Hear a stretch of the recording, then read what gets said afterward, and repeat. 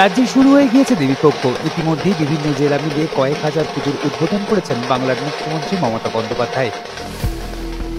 কিন্তু যে জেলাগুলো এখনো বন্যা জলের তলায় এবং যে জেলাগুলিতে এখনো ধসের সম্ভাবনা রয়েছে, সেখানে এবার আগাম নির্দেশ দিলেন তৃণমূল কংগ্রেস নেত্রী।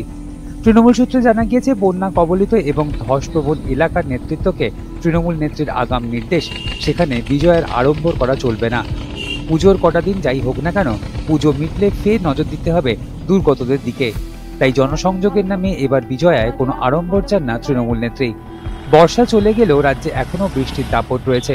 নিম্নচাপের জেরে মাঝে মধ্যেই দক্ষিণবঙ্গের জেলাগুলিতে ভারী থেকে মাঝারি ধারায় বৃষ্টি হচ্ছে। ফলে বেশ কিছু জায়গা রয়েছে যেখানে জল নেমেও নামতে পারছে না। বিশেষ করে পশ্চিম মেদিনীপুরের বেশ কয়েকটি ব্লক এখনো বানভাসী। জল রয়েছে হাওড়া এবং হুগলির বেশ কিছু অঞ্চলেও।